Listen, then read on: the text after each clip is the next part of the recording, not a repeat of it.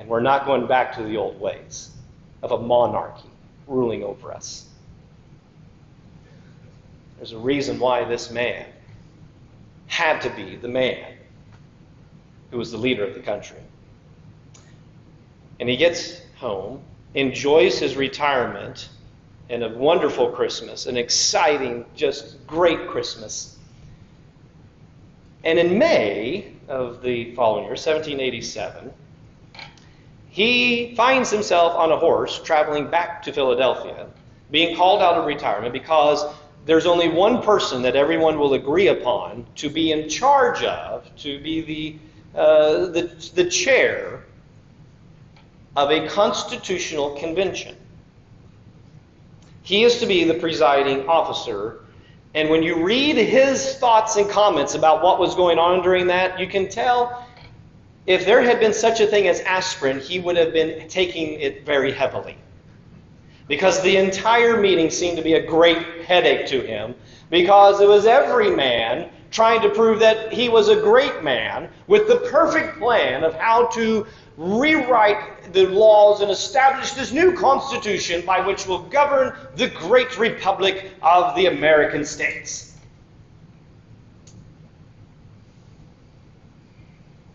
Yeah, it was not good. In fact, it got so bad, everybody's like, okay, fine, forget you, we're going home, and we're going to be our own little country, which is what we were pretty much anyway. The biggest debate was, who's going to have the bigger voice? Who's going to have the greater say? Because Virginia, the biggest state, said, hey, we have the most people to take care of, so our Virginia plan is that we should have the most votes since we represent the most people. We've got more people to take care of and more things we got to handle than puny little New Jersey over there. And New Jersey says, no, wait a minute here. If we're going to do this together, united, then we should have a united voice and therefore an equal voice. Every state should get the same number of votes and say. And we're like, well, that's preposterous. Where did you get that idea? And well, that's how we've always done it. Yeah, have you seen how things have been going under the Articles of Confederation? Benjamin Franklin stands up amongst them and says, I know I'm the oldest guy here, but I've got an idea that might work. And they said, what's that? He said, well, when this happened the first go around, we came up with an idea of how to start every day, and we continued to do that throughout the entire war, and it turned out to be a really good thing, and everything worked way better. And they said, what's that? And he said, we opened with prayer. And in that speech that he gave a copy of to James Madison, which he kept in his records of what took place during the convention, and I highly encourage you to read it sometime, he quotes out umpteen different scriptures. Just off the top of his head, it seemed like, the way he just rolled off his tongue, and why we need to come back and have this unified effort so that the Father of lights can bring his providence upon us, and we'll understand it and do our best for him. And they said, that's a pretty good idea. So they took 3 days off and went to prayer and preaching services so they could be encouraged in their communication with their Lord and also by the words of wisdom from his word. And they came back and they began to work together. And one of the first things they did was, hey, let's have a great compromise. It was the Connecticut plan proposed by Roger Sherman, but it became known as the Great Compromise because it, hey, let's do both. We'll have one house where everybody will get an equal say, and then we'll have another house where if your state's bigger, then you get more votes, and you get to have a bigger say. And if you're smaller, you get enough, but everybody will have a minimum amount. And no law can be passed and become the law of this land unless it goes through both of those houses. And they said, that's a good idea. And thus to this day, we have a bicameral legislature. That's the fancy term for having two houses, the House of Representatives and the Senate. And from there on, they kept making more and more and more compromises. James Madison said, the Constitution ought to be regarded as the work of many heads and many hands. Benjamin Franklin said it was like sawing boards to make them fit. James Madison, by the way, this little side note, hated being called the father of the Constitution. Over half of his ideas were struck down. They didn't make it in. He said, I was one of many voices. In fact, there were other guys who spoke a whole lot more than I did, and many of their ideas got in and mine didn't. So please don't ever call me the father of the Constitution.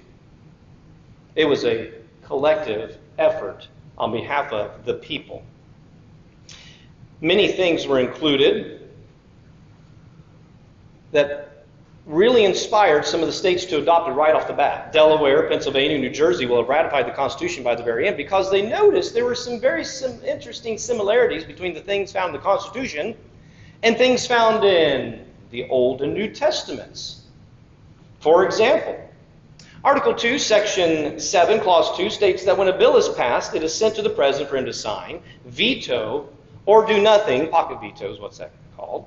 And the Constitution says, if any bill shall not be returned by the President within 10 days, Sundays excepted, after it shall have been presented to him, the same shall be a law in like manner as if he had signed it.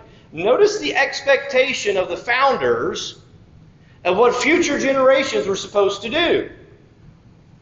They were to observe the Lord's Day in fulfillment of Hebrews 10:25. In fact, it will become the practice that the Sabbath is to be respected as well for all of those who observed it. And so the federal government is to do no work on the Sabbath and the Sunday, either one. Other examples would be 3 branches of government. It looks very similar to Isaiah 33:22, where it says, the Lord is our judge, the Lord is our lawgiver, the Lord is our king. He will save us. And how many branches of government do we have? We have a judicial, the judge. We have a lawgiver, the legislative. And we have a king, the executive. And it takes all 3 of them for to be the law of the land. Article 2, Section 1, Clause 5 says that the president must be a natural-born citizen. That is directly out of Deuteronomy 17:15, where it says the king cannot be a foreigner, but a native-born brother. Now, does it matter what his ancestry is? Absolutely not. It does not matter what his ethnicity is or what his skin color is. What matters is that he's a natural-born citizen of the United States. That's it. So it's inclusive yet selective. Isn't that just not brilliant wisdom? Article 3, Section 3, Clause 1 says no one can be convicted of treason, what was the penalty? Death, except on the testimony of how many witnesses? 2 witnesses, or open confession. That's directly out of Deuteronomy 17:6. It says no one can be put to death for a crime except on the testimony of 2 or more witnesses. Article 3, Section 1, Clause 1 says there is one Supreme Court, and then however many lower courts are needed to handle all the caseloads. That's right out of Exodus 18, when Moses, on the advice of his father-in-law Jethro, divided up the nation into several different levels of local judges, who then had levels of appeal above them, appellate courts, and then finally to Moses, who would make a final ruling if it was appealed all the way to him. The passage of Exodus 18, repeated again in Deuteronomy 1, was quoted by Noah Webster, John Witherspoon, Benjamin Rush, and many, many, many others as to why we have a democratic republic in which representatives are selected instead of a direct democracy in which the majority force their will upon everyone, usually through mob rule. It is the reason for federalism. When we have a national government that takes care of, supposed to be, just a few things, and then state-level governments that take care of a whole bunch more things, and then the most important, locally, are taken care of by a local government, so that no one seat of power has all the power, thus prohibiting, hopefully forevermore, a tyrant to rule over us again. This is why Alexander Hamilton wrote, "For my own part, I sincerely esteem it a system which without the finger of God never could have been suggested and agreed upon by such a diversity of interests." Because all these people arguing the whole time. James Madison wrote, "It is impossible for the man of pious reflection not to perceive in it a finger of that almighty hand which has been so frequently and signally extended to our relief in the critical stages of the revolution. The finger of God. You see that in many other quotes from that time. You know what that's a reference to? In Exodus, what did the finger of God do? Wrote the Ten Commandments and gave the law to God. Thus they wanted the finger of God to have great influence into the laws of this land as well. After the convention was over in September, George returned home to Mount Vernon. The next year, the new year of 1788, brought the challenge of trying to get the remaining states to ratify the Constitution. George knew his responsibility lay in his home state of Virginia, where there was a considerable group of anti-federalists, those who were opposed to the Constitution because they were afraid it gave too much power away from the states. But eventually, Virginia voted 89 to 79, that's a 5-vote swing, in favor of adopting the Constitution and joined the Union. New York followed the next month in July with a vote of 30 to 27. Very close vote there. Finally, we're all done, right? We're all done. That's it. That's the end. Go home, retire, enjoy life at Mount Vernon. Yes. Oh, it's so good. It's good. Yeah. Except he got some letters in the mail. And then more letters. And then more letters. And more letters. Every one of them asking him, please, will you be the first one to take this office of President of the United States? How excited about that idea do you think George was?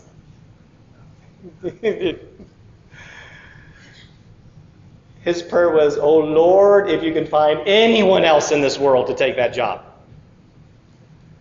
But if it were to fall to him, he would do his duty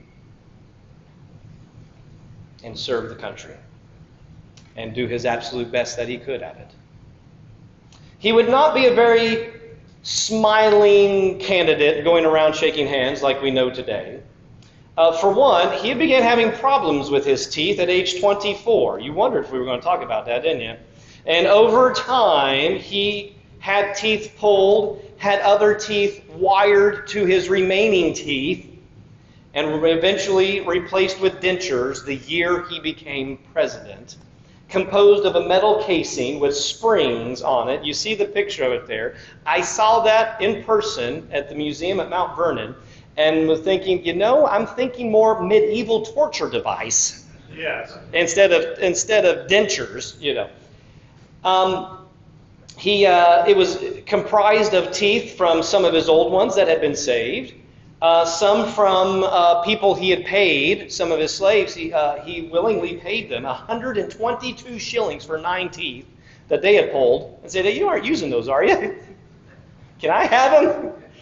It's also expected that there may have been, from time to time, cow or horse teeth, ivory, possibly elephant, lead tin alloy, copper alloy, possibly brass, and maybe even a silver alloy used from time to time. Is it any wonder why he's not smiling in any pictures? Because he had to hold perfectly still. How easy do you think it was to smile with that in your mouth? No. Well, this first election, because it was the first one, the voting process went from December 15th, 1788 through January 10th, 1789. Thankfully, after all these years, and now we can be done in one day, right? We don't have election results that fast, 200 years later. Oh. Once the votes were cast, the electors in each of the 10 states, there were only 10 who were participating at that point, they were able to, because they had passed the Constitution, they met in their state capitals on February 4th to count the results. Then they sent the results to the new Congress, which was meeting in the nation's first capital in what city? New York was the first capital. You can go to there on Wall Street, and there's a place that used to be where Federal Hall was. And there on April 6, 1789, the House and Senate counted the 69 electoral votes. And how many of the 69 had gone for George Washington?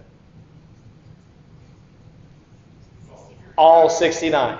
100% of the electoral vote.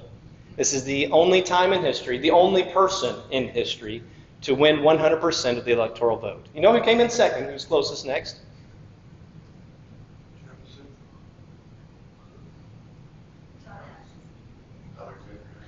Ronald Reagan. He won 49 out of 50 states. Didn't get Minnesota. And so he got 98% of the Electoral College. There's one other person who got 49 out of 50 states. In 1972. No, 68. Anyway. Richard Nixon got every state but Massachusetts. That's because of the 1960 election. But anyway. So, understand, real quick, I have to take a moment to address this because it seems to be an issue that comes up about every 4 years. Why we still have electoral college. It has entirely to do with maintaining the federalism. Everyone in Oklahoma comes together on Election Day and casts their vote as Oklahoma for who should be the President of the United States. Every state has a minimum of 3 electoral votes to have a say as to who shall be the president over the entire country. If you were to take that away, how important would the vote be in Idaho, or Montana, or Wyoming, or New Hampshire, or Maine? It wouldn't be important at all, would it? Because where would the entire vote be based? Los Angeles, New York, Houston, and a few select major metropolitan areas. At that point, you then have erased the final protection of the states having a say in who is residing over. Because once you eliminate that, then you have placed all the power in one place, in the one seat of power in Washington, D.C., and not within the states, and maintaining that distinction, that there are still states that have some sovereignty over what happens in them, and thus we have a voice. Every state has a voice. Not just one, not just 5, all 50 are crucial. Have you not seen that in your lifetime? Where every single vote actually does matter. Because every state has a say. By the way, it should be a Christian who's first to the polls, just saying. Because you understand sacrifice and what's been done for you. So you have freedom.